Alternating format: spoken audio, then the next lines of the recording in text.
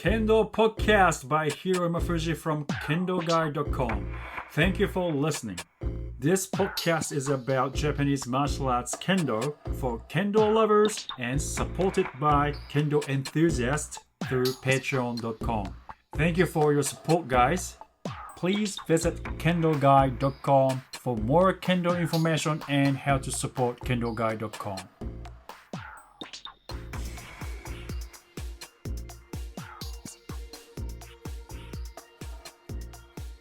Kendo Podcast episode 14. Okay, in this episode, I would like to talk about Yuko Datotsu. Yuko Datotsu means valid point. The reason is I have a good question by Raven Flow. If I say it wrong, please forgive me. Actually, on my YouTube channel, Kendo YouTube channel, it's Dojo to Go actually. And if you type should both elbows be straight when striking, I think that's the video. And he questioned about Nito regulations in Shiai and how in regulations it mentions about strikes with shoto sword, and it says the only time when you get ippon Yuko Datotsu by shoto is you have to strike with elbows straight, should be straight, and when you physically suppress your opponent with daito, longer sword. So that's the conditions when if you can get a point by shoto, that's the condition. So, and probably because what I thought was in tsubazeriai you can strike pretty easily with shoto sword. Your opponent, you can strike with your opponent with shoto sword pretty easily because that's the shoto 4. You get close and you use shoto, right? So it's very easily to strike, but you can't get any points by doing that. So that's basically, I think it is. And reality-wise, you probably won't get a valid cut. I mean, you can't get a Yuko Datotsu ippon in Shiai with shoto. So I think, my advice was like, don't practice that much with the shoto. Don't worry about striking with shoto that much in Shiai anyway, because you can't get a point. Okay, now having said that, I think there are two different types of ippon now. And that concerns me. The one ippon is ippon judged by referees. The other ippon is judged by you and your opponent, or maybe basically your opponent. In Kendo, my opinion in Kendo is you and your opponent. It's about you and your opponent. So whatever happens is between you and your opponent. That's what I think. And in Shiai, of course, the third people. Right, we have 3 referees, judges which one gets what, right? So that's fine. You have to convince them that if that's a point or not, whatever happens, they decide, oh, that was good. Even if it was misjudged, they decide. Doesn't matter what we think. The 3 people, 2 of them, 2 of 3 people, referees, agree, that strike is good, and that's good. So that's Shiai. And that's why I think it's not recent trend. I heard this a long time ago too. Some people say, I don't think that's going to be ippon in Shiai. And I thought, that's odd. I'm not doing this because I'm not doing this for shiai. I'm doing this because there's an opening. So we have two standards now, with double standards, and I don't like that personally.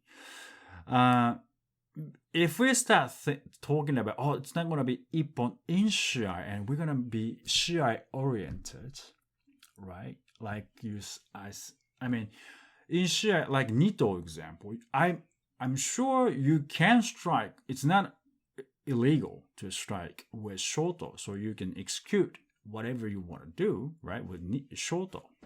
But because you don't get ippon, you don't do it. Yeah, that makes sense. But if you just start following that, when they change regulations, your kendo will change. They change regulations, your kendo will change. And I think it's the other way around. Why we have to change our kendo according to shiai regulations? We have the principle, and if your principle is good, probably you know whatever you do should be good. And regulation actually says about Yuko Datotsu. Let me read. Okay. Yuko Datotsu is defined as an accurate strike or thrust made onto Datotsu bui of the opponent's. Datotsu bui is targets. Datotsu bui of the opponent's Kendo-Guide with shinai at its Datotsu bu. So shinai, Datotsu bu is monouchi, right? In high spirits and correct posture, being followed by zanshin. So this is considered to be good strike. Okay? So of course, Datotsu bu means monouchi, shinai, so it has to be blade side, not the back of the sword. Or side of the sword has to be blade. Side of the sword. Shinai has to contact at the target, right? So if it doesn't matter it was with kodachi or not, however you strike, it should be considered Yuko Datotsu. Okay, now we need the regulations because we have to have match, right? So it's not a death match, so we have to have regulations. But like I said, if you just focus on those regulations, the principle will go away. For example, you can strike a person who falls down on the floor, or however he falls down on the floor, and you can execute only one strike to that person, okay, your opponent. It is okay by regulation, okay, so it's good. But my personal opinion, I did execute when I was young, okay, but maybe only more than one strikes. But now I don't think it's a good attitude according to the Kendo principle. It's not a good person. Your opponent, it is your opponent, but it's not enemy. You know what I mean? We're not killing each other. So if your opponent is down, I don't think you should strike. Some people got carried away. Some people get carried away in shiai because adrenaline kicks in, and then just go. They execute strikes wherever they see. Basically, they're not striking the targets. They're striking back of the head, and some people fall down. They cover themselves like a turtle. They cover themselves, and so they won't get hit. When I see these things in Kendo, and I go, it's not. Now, what I think now is it doesn't look like what we learn from Kendo principle. We have to fight fair and square, and it doesn't look like fair and square because its rule says it's okay. That doesn't mean fair, does it?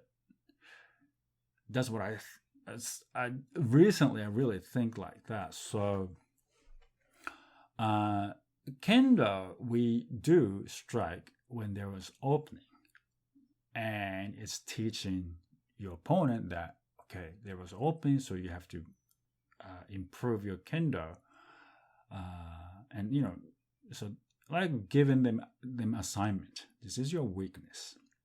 So and then in Shiai we test ourselves, our abilities, what we can do against people we don't really fight every day. So that is the concept of Shiai.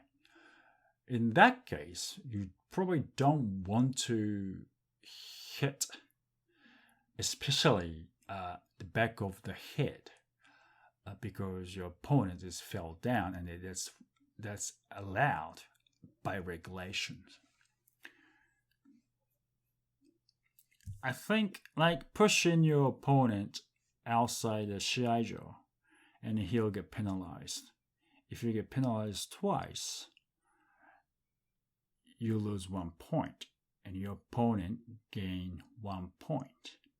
And we see a lot of people try to push their opponent out of the shiaijo, and they make it look like pushing violently, because if you just push violently, just aiming to penalize, to give them penalized, so you gain point, that person will be penalized. But a lot of people just push them out because they get point by doing so. Is it fair and square? Because it's okay by rules. Do you want to win like that? So if we say no, Jogai is okay, and probably people start going, people don't push them outside because it's okay to get out of the Jogai, right? The reason we have Jogai is the players, competitors start going out of the Jogai to earn time, so they can win. They can just lose, and they're trying to get out, basically running away from their opponent because they get point already. They don't want to lose that, right? So a lot of we as long as we have regulations, we try to use it for our own benefit. That's okay. But I want to say but. Is that for your own growth? So even if I think I told you guys this story that Eighth Nan Sensei said, I want Kendo practitioners to be as generous as